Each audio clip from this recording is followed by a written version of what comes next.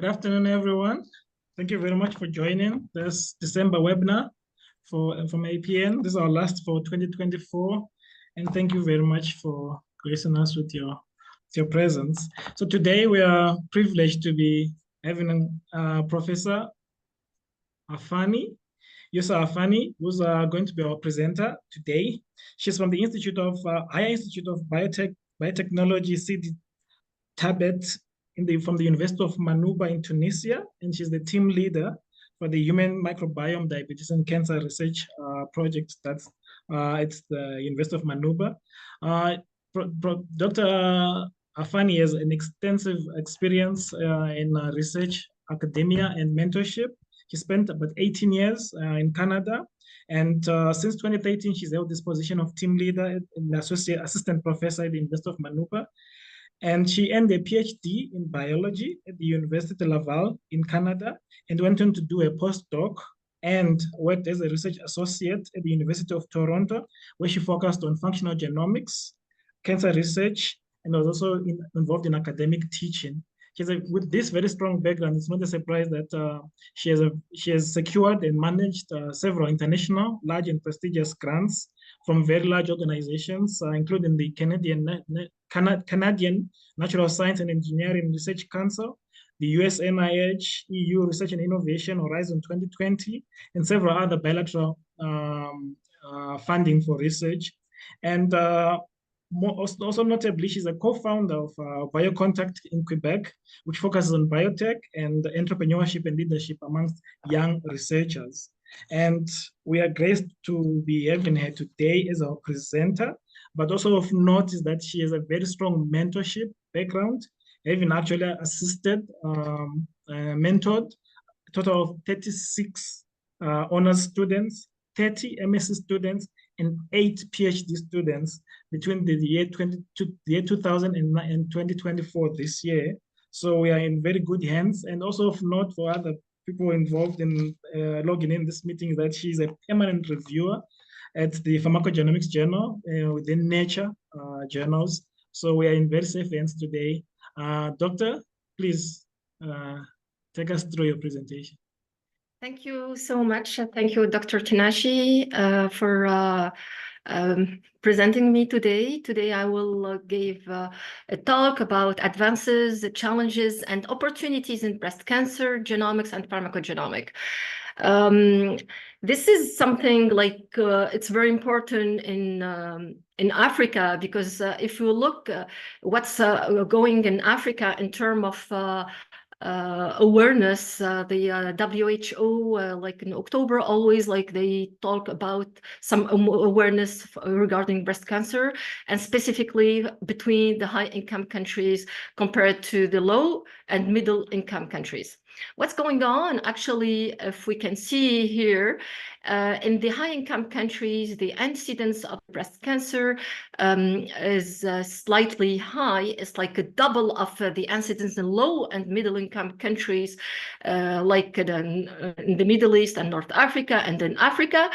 But if we look really at the mortality, we'll find out the same, actually, the same like women, number of women, like death, number of death.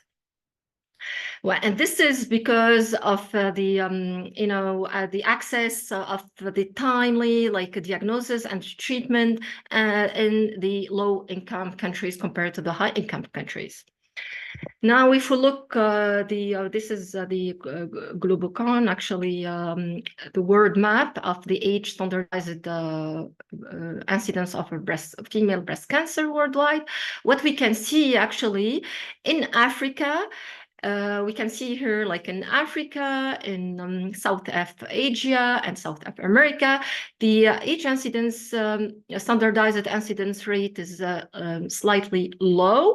It's compared to Europe and North America and Australia. If we look now, now in terms of age standardized death, rates of female breast cancer worldwide, what we can see, it's flipped now, the other way around. It's just like we can see in Africa and in South America, it's much more like there's deaths, age standardized death rates compared to Europe and to North America. This is very emerging and very important by the WHO and the United Nations to integrate actually the healthcare in the SDG era to ensure healthy lives and promote well-being for all. And this is what we want. We want to, by 2030, to reduce the 1/3 premature mortality from cancer and other non-communicable diseases. If we look at the timeline, actually, of search of what happened, actually, sorry. If we look the time of search for the genetic underpinning of early onset familial breast cancer, we can see from 1986 actually is the French physician Pierre-Paul Broca describes for the first time the familial breast cancer, and in his book Traité des tumeurs in 1866. In 1926, later on, Janet Lane Claiborne, she described it also the breast cancer, but with the modern epidemiological techniques, where she first applied to the disease, talking about this disease. And later on, we can see in 1970, later on we can 1974 actually Mary Claire King began her hunt for the genetic underpinning of breast cancer. Later on in 1983 the first PCR is developed by Carrie Mills, where it's very important the molecular exploration and profiling starts in that time.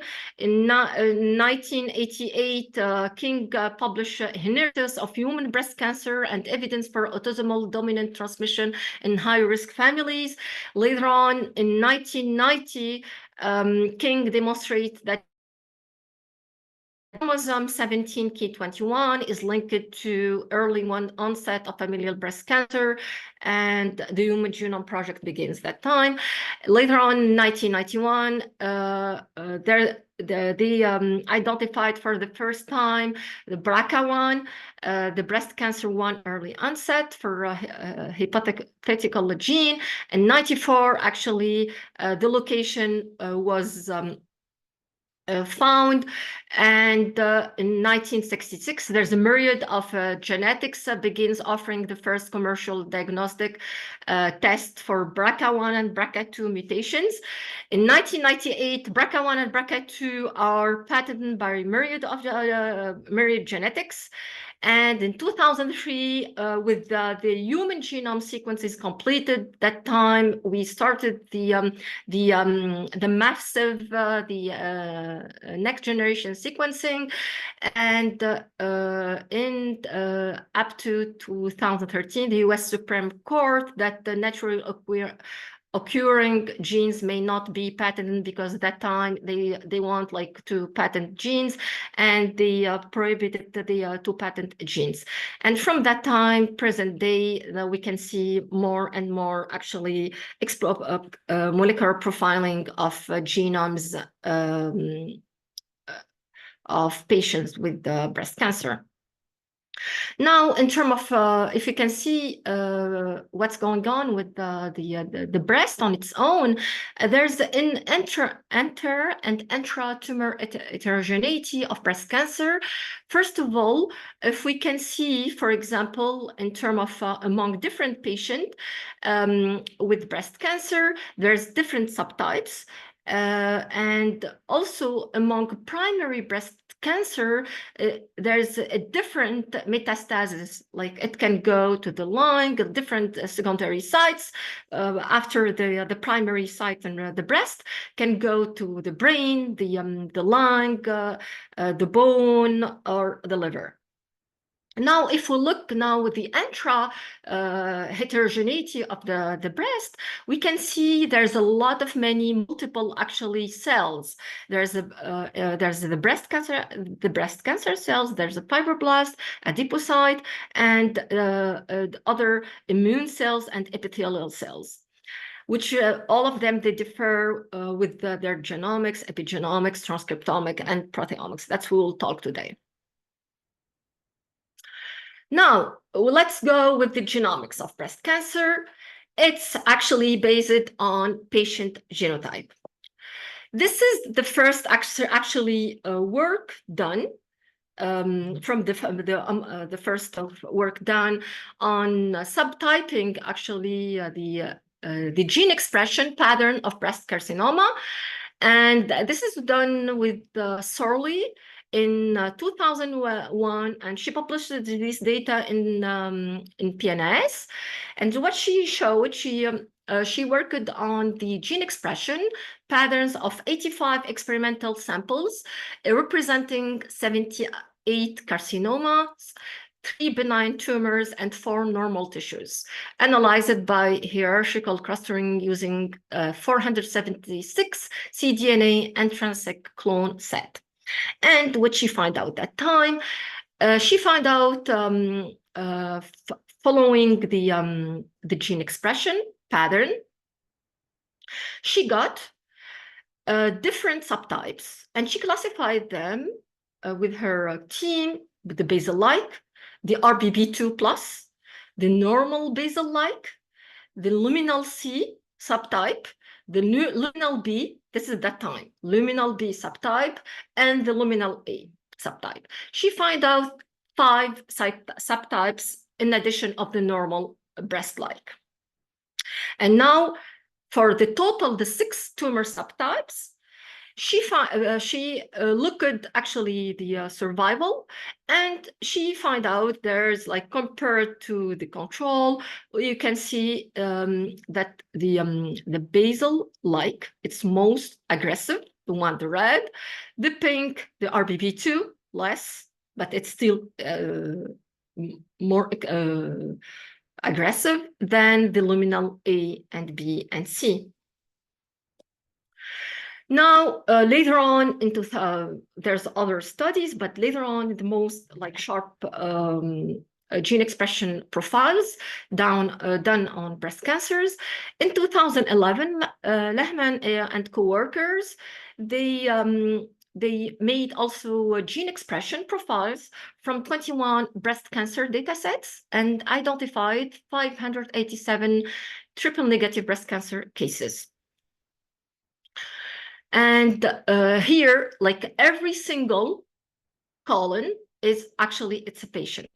And here, like, if we look the stratification, they found out also the basal-like, and they find out the ontology, actually, what they find out here in 5 subtypes, 2 basal-likes, basal-like 1 and 2, immunomodulatory, IM, mesenchymal, mesenchymal stem-like, and another subtype, luminal androgen receptor. This is the 5 subtypes, the one they classified based on the gene expression and gene ontology.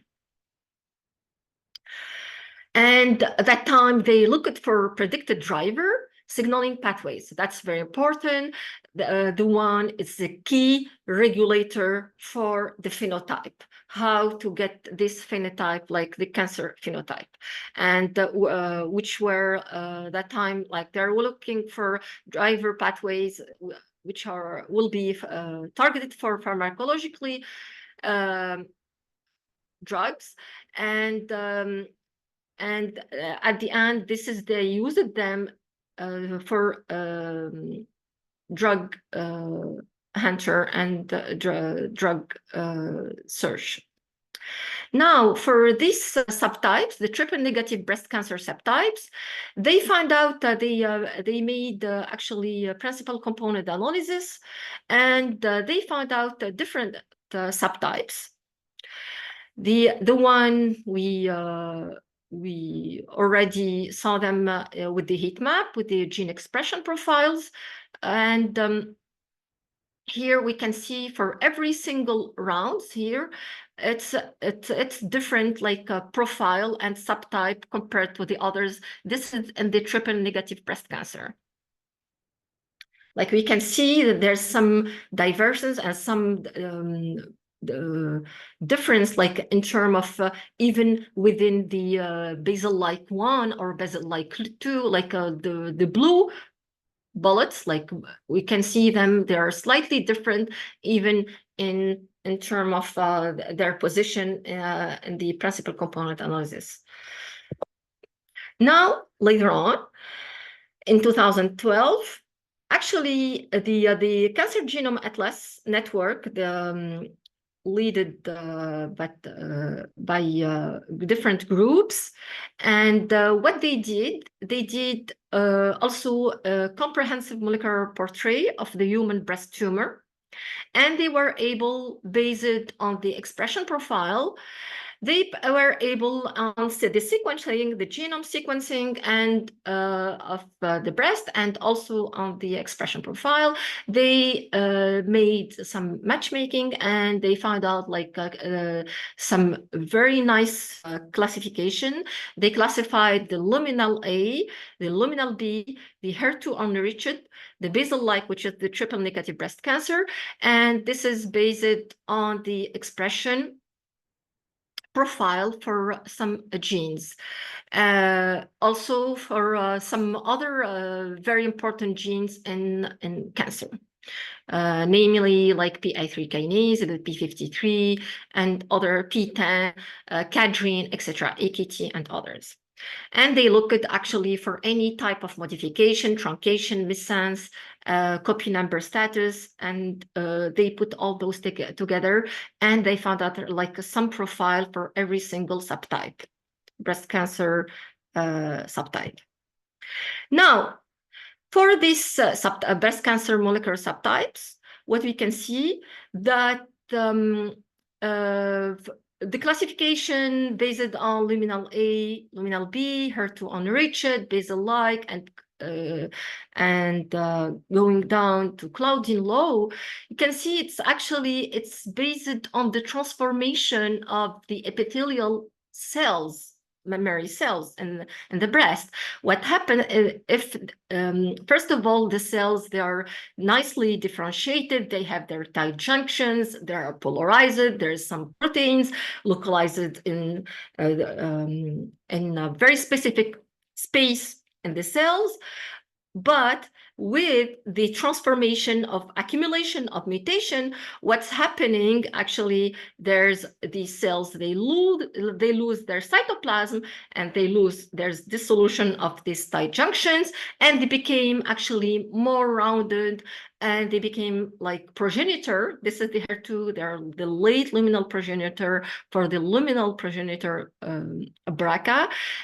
This one is more, they get more transformation in term at the cell level, and they became myoepithelial progenitor, and you can see how much they lose actually the cytoplasm, and they became actually very, very aggressive, and they can go up to, we can have even some cancer stem cells in the basal-like subtype. Now, if we look what's going on in the environment, like the microenvironment of the breast, you can see this is the blue is the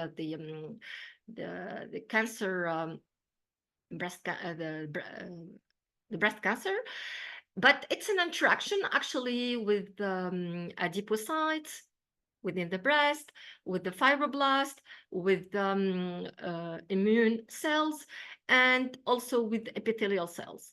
And you can see there's a lot of like ongoing actually targets, like gene that they are expressed, and pathways and interaction between these cells within the breast. And this is like what we are targeting, actually, by targeting one of the pathways to make them non anymore active pathways, like signaling pathways that became non-active, and to stop, actually, to turn off the expression of these pathways. Now, what's in terms of advances? I took like some very recent examples. This is recently published by Wang and co-worker, and actually they worked on 187 Chinese females with luminal B breast cancer. And these women, they made multi-platform analysis. That means what they did whole genome sequencing. They did in parallel the DNA methylation profile.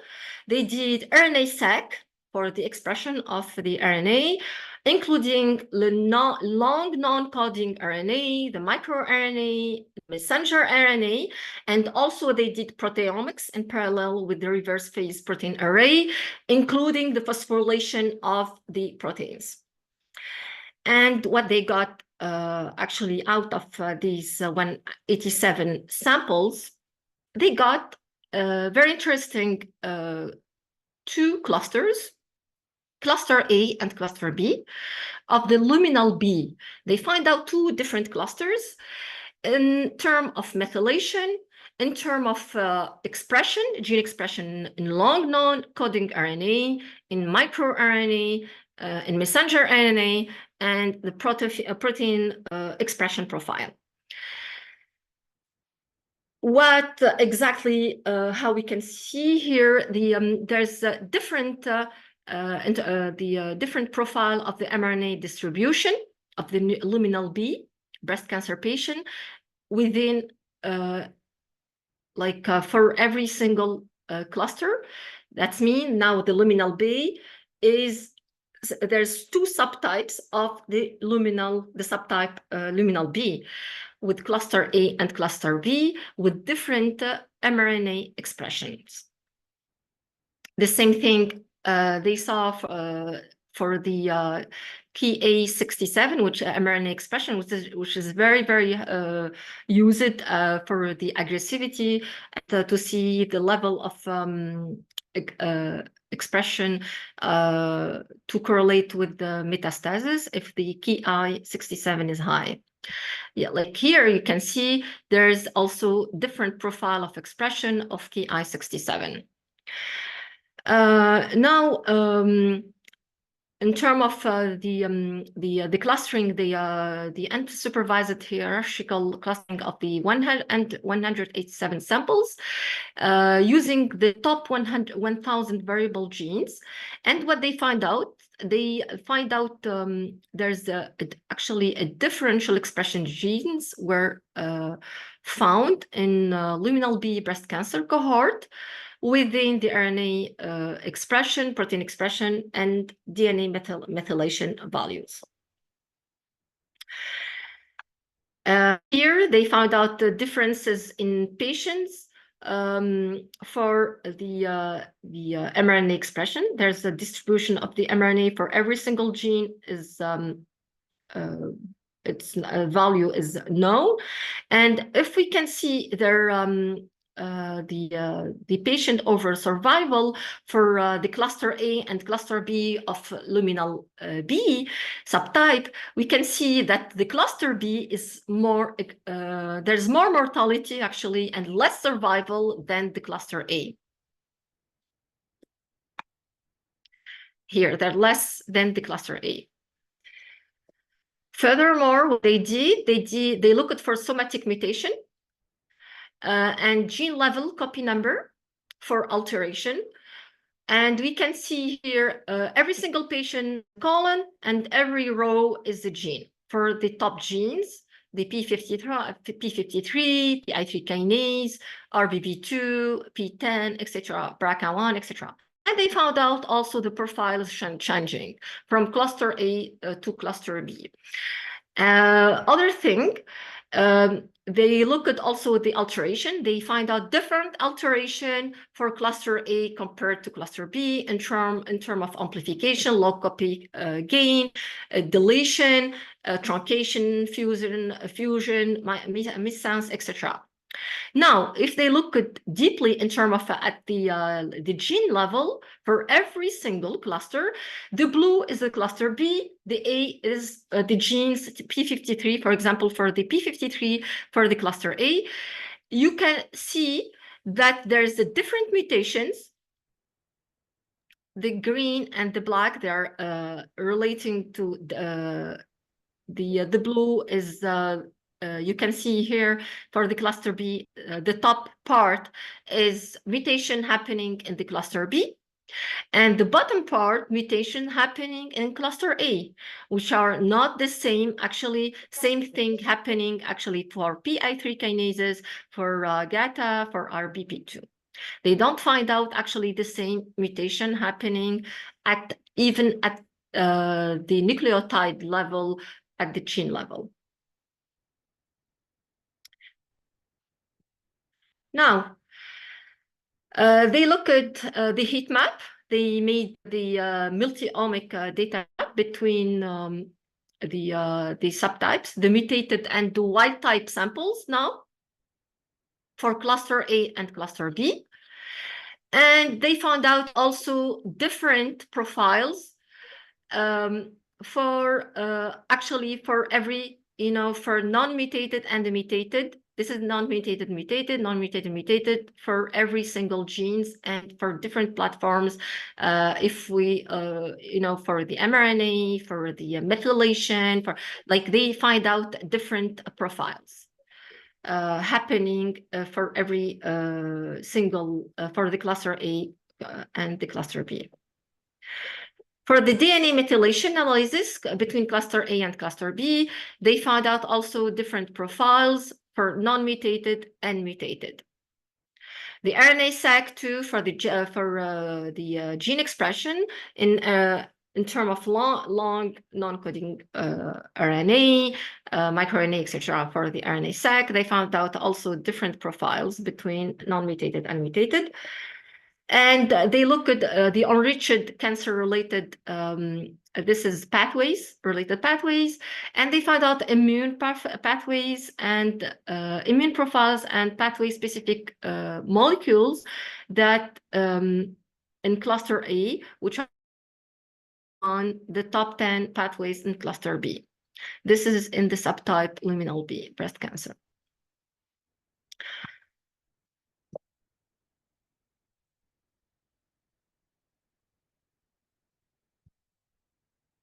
Now, in terms of gene expression and the system biology and the interaction between now the hubs between protein, in terms of protein interactions, based on the total 12 long non-coding RNA, 8 microRNAs, 594 RNAs, when are all in the network, and they found out node size and color reflect actually different RNA types.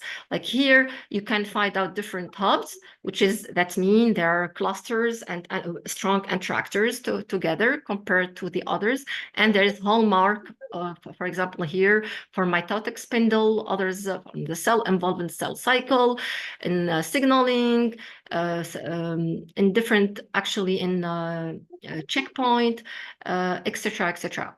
Immune system development, etc. Like this is the different nodes, and they are found and pathways they are characterized in these patients with the luminal B subtypes, and in different clusters, the cluster A and the cluster B.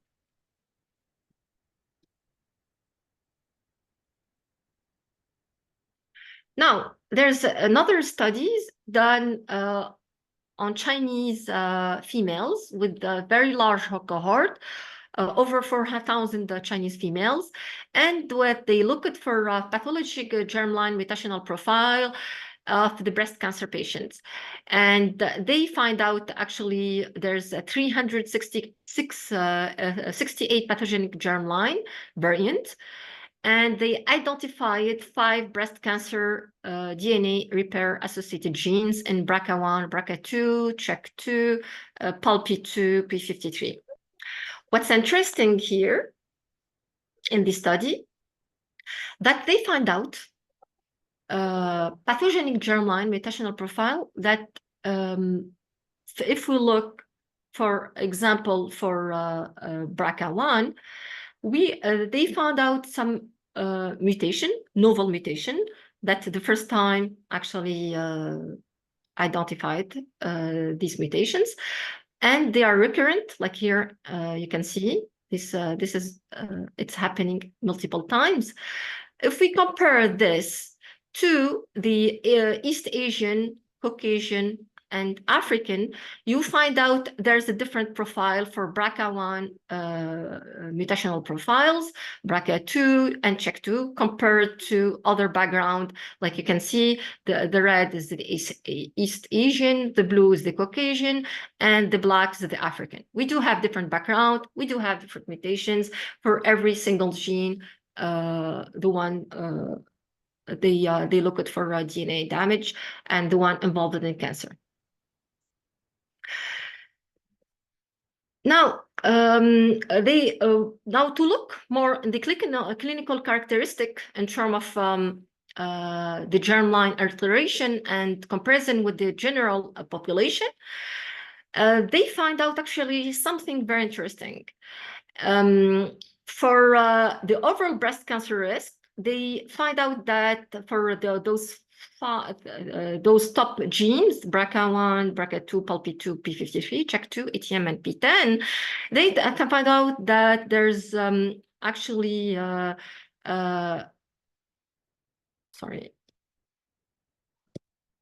different profiles. And this is of the all issues for every for the breast cancer, for the ovarian breast cancer, for the HER2 type, HER2, the luminal A, the HER2 type, triple negative breast cancer.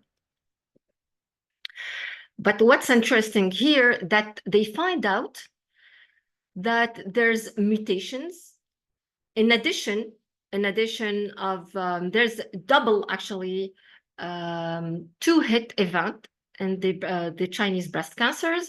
They find out germline variants, which is colored red, and germline and somatic mutations colored blue.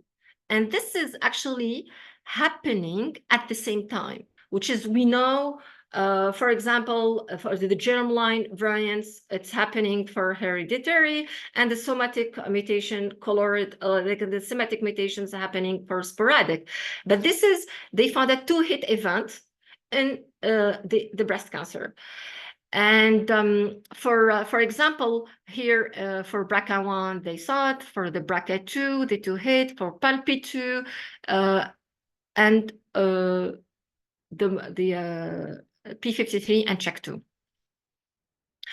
And this is the what's the when it's connected here by light gray lines, it's actually the germline and somatic mutation determined in the same patient.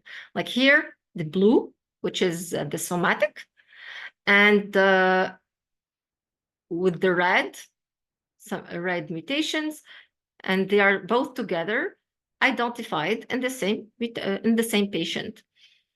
Same thing shown for PALP2, and same thing for PTEN. Now let's move to pharmacogenomic. Now pharmacogenomic is more related to patient phenotypic markers. That means for the patient, in the patient, there's some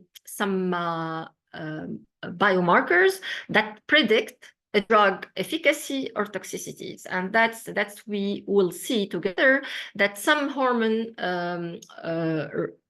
receptor positive, for example, breast cancer, do not respond to endocrine treatment at initial presentation, which is the intrinsic resistance, or there's an inevitable development of resistance over time, which is the acquired resistance.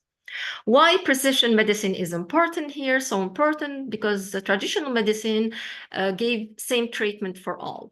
Like these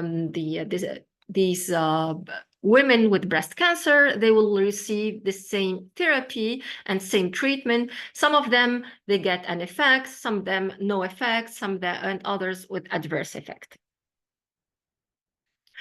Now, the innovative, actually personalized medicine, that we look for biomarkers, very specific biomarkers through diagnostic, and we'll give we look for treatment, very specific treatment that gave a positive effect for every single patient. For the pharmacogenomics that's happening, actually, there's an interaction between tumor microenvironment compounds, including the stromal cells, the tumor cells. This is the tumor cells, can leads to enhanced cell growth, proliferation, angiogenesis, and invasion. For example, here, there's some anti-cancer agent, for example, the tamoxifen, which is converted to metabolite hydroxy tamoxifen by CYP2D6 and converted to endoxifen, which is more efficient than tamoxifen, and have exert an effect and high effect by modulating the signaling pathway that regulate tumors. Like here, the endoxifen will find out receptors, estrogen receptors, and in the breast epithelial cancer cells, they will be blocked, and to prevent the cell division and proliferations. There's also some other drugs like fulvestrant, palbociclib, anastrozole, etc., which is also other drugs. They are used as anti-cancer agent. Recently, there's a group in US. They performed actually named Leonora multicenter cohort study involving Black women, 14 Black women, and they performed actually pharmacokinetic and pharmacogenomic. And what they find out, they look at all the pharmacogenes. We can see them, EBCB1, EBCG2, CYP1E2, CYP2C19, etc. And CYP3, essentially, they found out a profile with CYP3A5. There's a signal nucleotide polymorphism with the CYP3A5, and they found out two kind of in the subpopulation in this cohort involving 14 Black women, but there's other white Caucasian women. And what they find out, the Black women, the Black women with breast cancer, with advanced breast cancer, they showed a polymorphism with CYP3A5 with the mutations. In allelic mutation, and we can see here two profiles of the CYP3A4. They performed in vitro metabolism experiments and pharmacokinetic plasma samples with ribociclib, total concentration, and they looked for, they measured by LC-MS assay, and they found out actually there's a poor metabolizer. This is in the blood, intermediate metabolizer, and normal metabolizers correlated actually with the profile with their genotype, allelic profile. And later on, now they use the swab actually. The swab for CYP3A5 genotyping to ensure adequate power and adequate actually treatment for the patient, the Black African American cohort, and this is something now included in their workflow.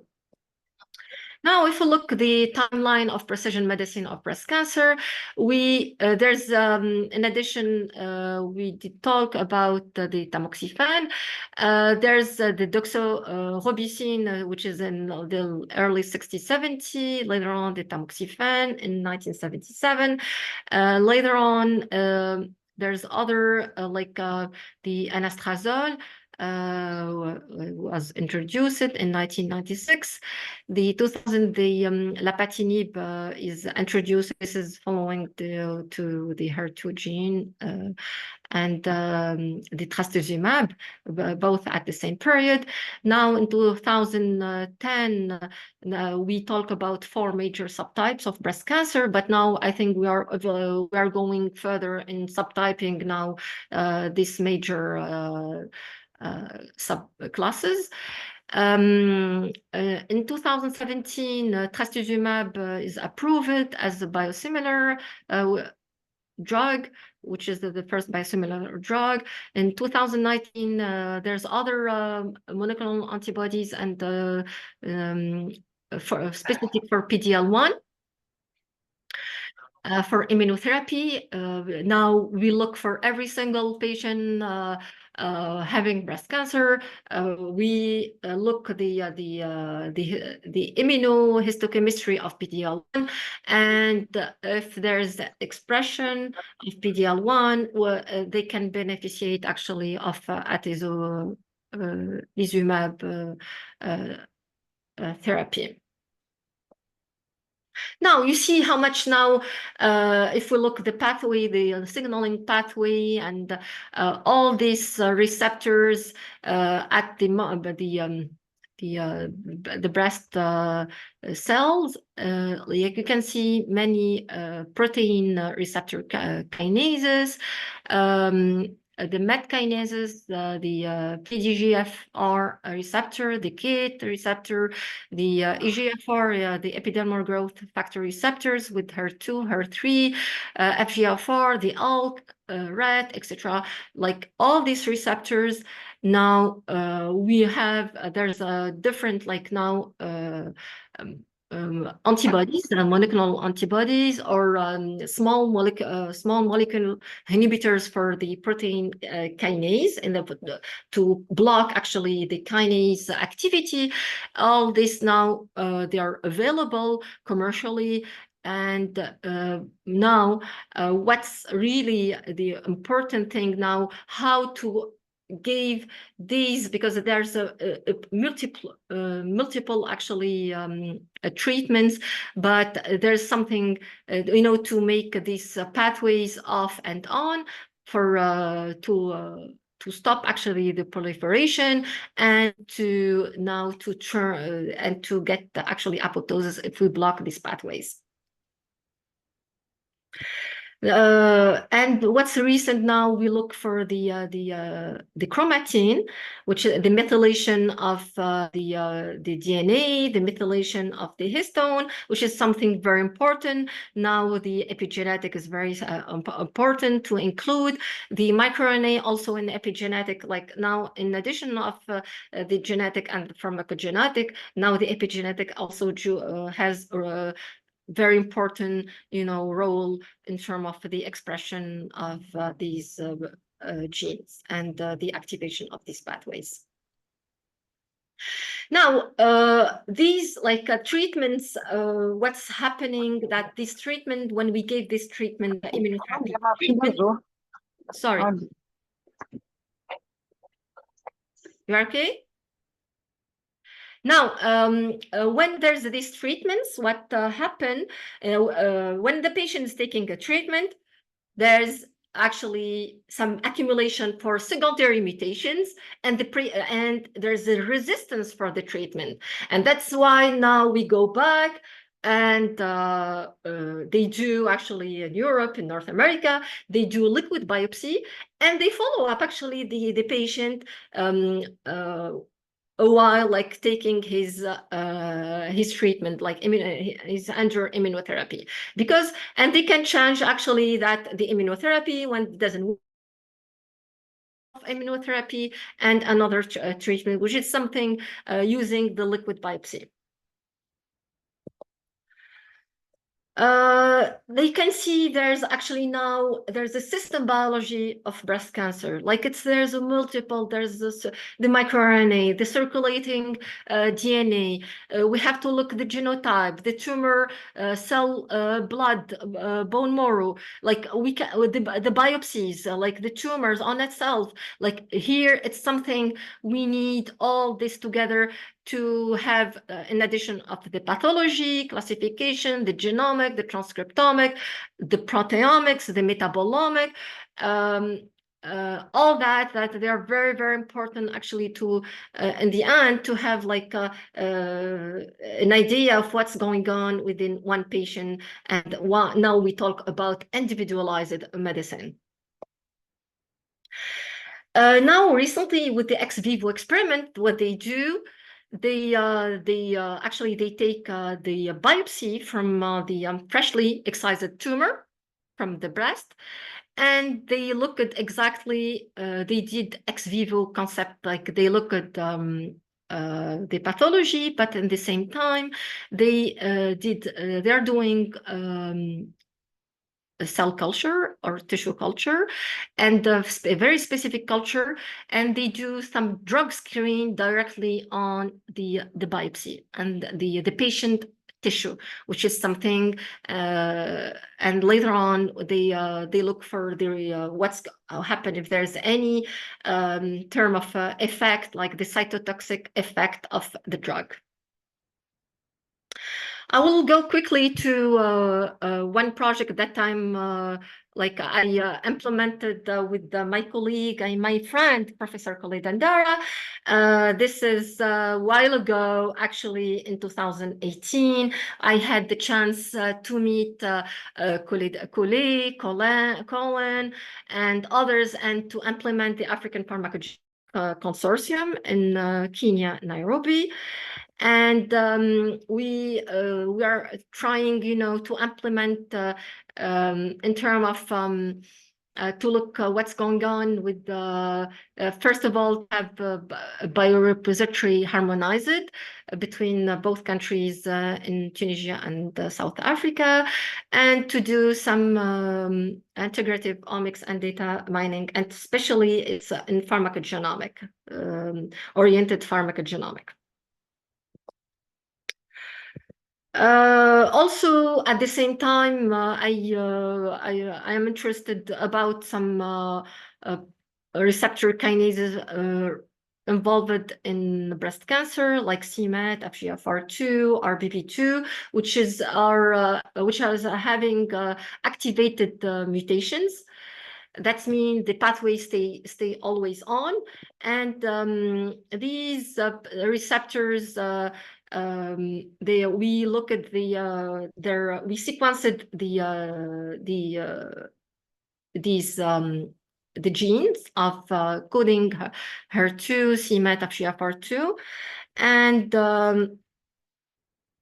we find out some active mutations that it's under, actually we are like it's under preparation for publication. Now, this is my work actually in Canada. We did some ex vivo also studies. What they did, we look at for suppressors for xenograft tumor growth. The MDA MB45 is like the equivalent of the triple negative, the most aggressive breast cancer. And we injected actually MDA MB35 to mice, but suppressing FAM46C gene. And we find out, this is with a vehicle, this is mice, we injected only luciferase, that with the injection of NDA and the triple negative breast cancer, the animal, they have at the site of the injection, they develop a tumor. Now, if we if we do RNA, like RNA interference, like we suppress the expression, the endogenous expression of FAM46C. They don't develop like tumors as like here in 2 weeks, but they have like a bigger, and like you can see here in 3 weeks, like some tumors, but they don't when we add PK4 shRNA, that we find out that there's no actually the tumor is less actually important than the one in control.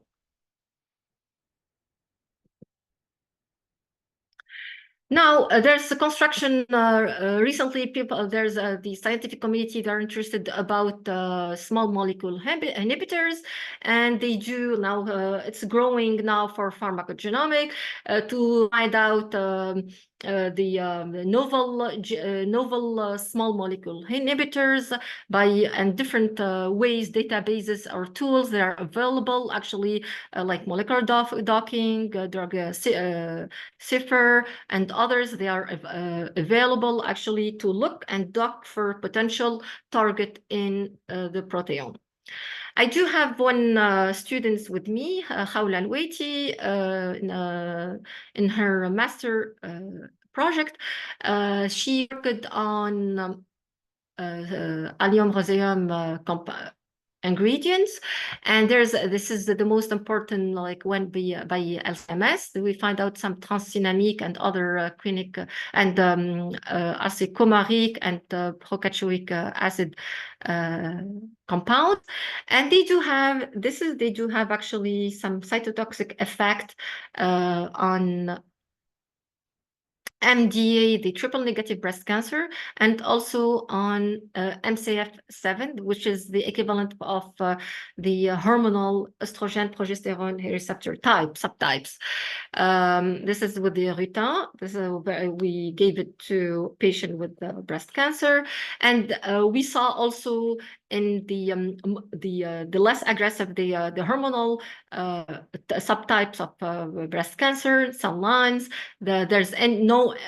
This is the control, the blue. She did real-time cell migration assays, and when she treated with the different concentration of increasing concentration of these compound ingredients, there's no more actually migration. It's like stop the metastasis effect. We can observe actually interesting also result with the triple negative cell line, MDA and MB235. When we increase the concentration, there's the migration going down till like close to almost no migration.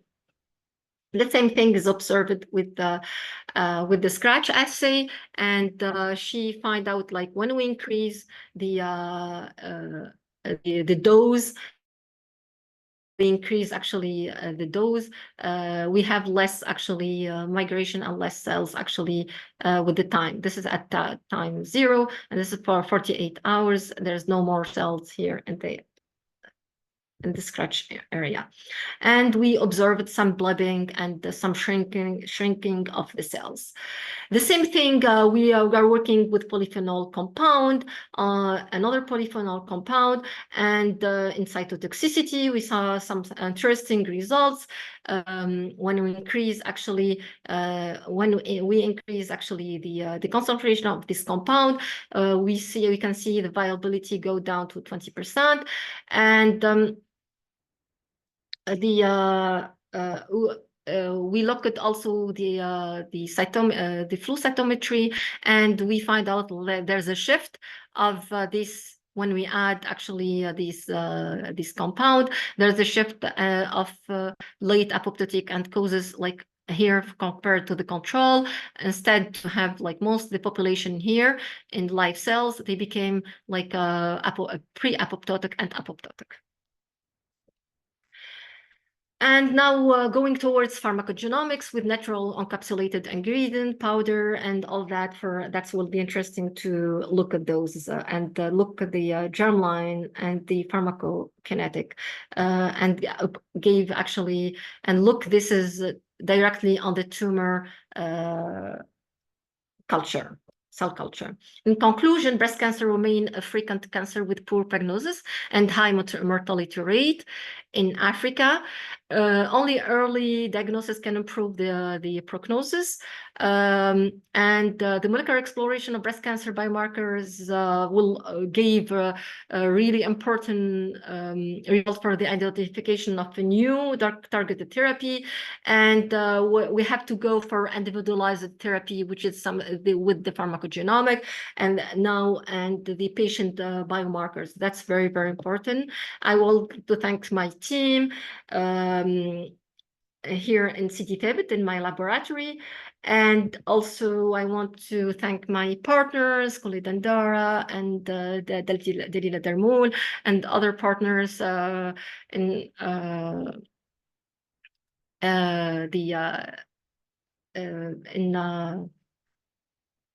university in Turkey, in University of Anadolu. And I want to thank you so much for your attention. I'm ready to take your question. Thank you. Thank you very much, Doc. We're very grateful for this very detailed discussion you've given us on cancer genomics, pharmacogenomics, those pillars of precision medicine, and even up to the work that you are currently engaged in your lab, the trajectory where precision medicine is going. People, you can ask any questions you want. I think we already did 2 in the chat, so you can raise your hand or you can paste it in the chat box. The first 2 questions we have in the chat box from Professor Colette. He says the role of long non-coding RNA in cancer is interesting. Any comments on the mechanism of action for that? And maybe I can give you the second one and you can just answer them in unison. You want to take them one by one? Yes, actually, yeah, you can give me, I can take notes if you like. Okay, the second one is from Khalid Sadiq. Thank you very much for the great talk. As you know, there are new studies revealing that even normal breast tissue can have mutations typically associated with invasive breast cancer. How do mutational patterns in healthy breast tissue influence the understanding of early oncogenic events and what implications do these findings have for risk assessment and prevention strategies in breast cancer patients? Very, very interesting question. I think those are the 2 we have so far in the chat. Let's start with the long non-coding RNA. Actually, now the scientific community, they start thinking that it's very important to look for the expression profile in terms starting from the RNA level, the protein level, and even the modification of the proteins. That means the methylation level, also the methylation and the modification, any kind of modification, post-translational modification. The long non-coding RNA, actually, it has, for now, like, it looks like having epigenetic effect. not really like a genetic, because we will not see any mutation, nothing like in terms of the genome. The genome is normal, looks like the control, but there's some expression of these long non-coding RNAs that we don't know exactly what. We know that they are expressed, but we need now functional studies to validate them and to find out their role, why they're highly expressed in the tumors and of patient with breast cancer. It's something with the microRNA, with some microRNAs also, they are highly expressed, which is we correlate them. We know that they are correlated with the expression. The tumor also could be the tumor aggressivity, and this is can make some the disparity. That's why we need now to go for individual person and look their profile, mutational profile, and in addition his expression profile, not just mutational profile. We need to go for this expression profile. Now, in terms of mutational profile and the risk assessment,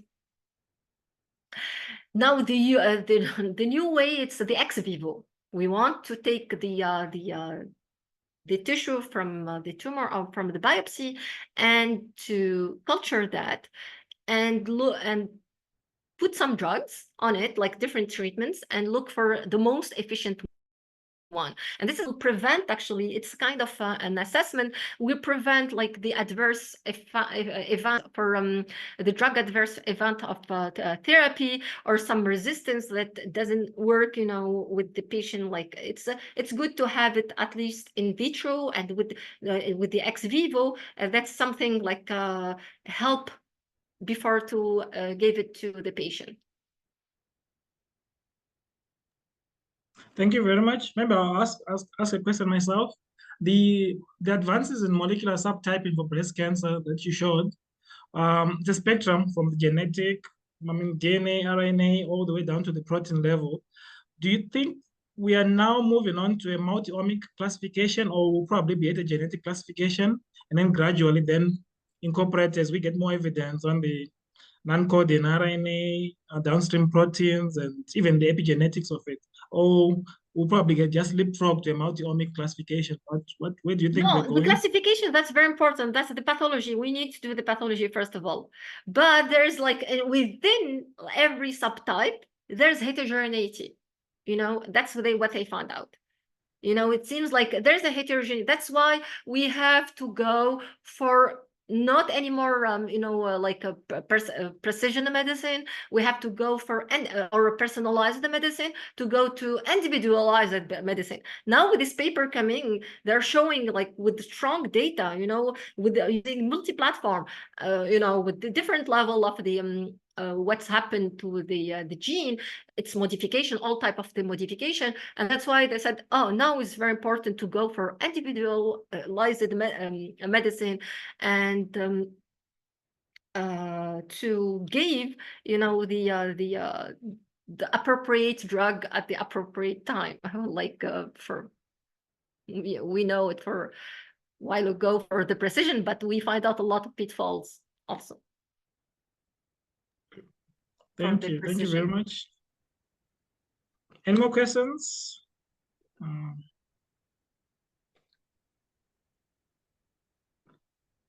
Oh yeah, there's a question from Arnold. How can we use these advanced technologies in the context of sub-Saharan Africa? Now we need to work. We need to implement a center of excellence, actually, in different like hubs in Africa. That's the only way, because it's very expensive. This multiple platform, and especially you need high resolution platform and skilled, actually, ITs, and the one they will look for the data, the generated data. That's very, very important, to implement, those high excellence centers, research centers. Okay, thank you very much. On behalf of everyone, very much for making time to give us this very detailed presentation, updating us on what's been happening in the world of cancer genomics, pharmacogenomics, how to integrate this for better outcomes. I don't know if those people have any announcements for our next webinar. Thank you so much. So I just want also to thank you for a very comprehensive presentation. Wow, it was a tour de force. I really enjoyed. Sorry I joined 3 minutes late, but I did enjoy the presentation and all the best with all the ideas. And I think we might just continue attractive funding so that we can bring our ideas down to impact. And the coordinator today, moderator, thank you, Doc, for moderating this presentation. And I just want to leave it to Nosipo to possibly announce on what's the plan. Do we have any seminar in January, or are we starting when? Nosipo, over to you. Thank you, everyone.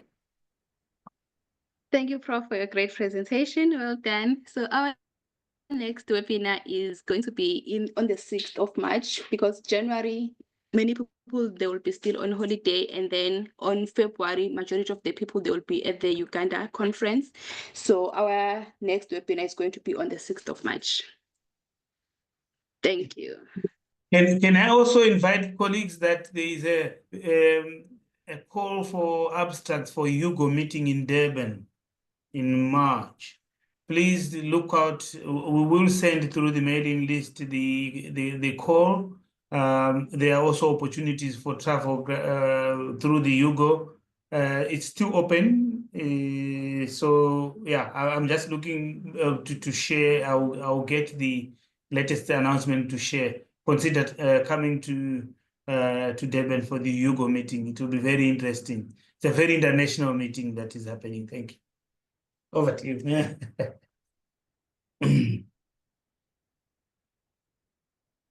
Nosipo, over to you, or Doctor, our moderator, over to you to close. Okay, thank you so much. Okay, bye. See you for next event. Thank you.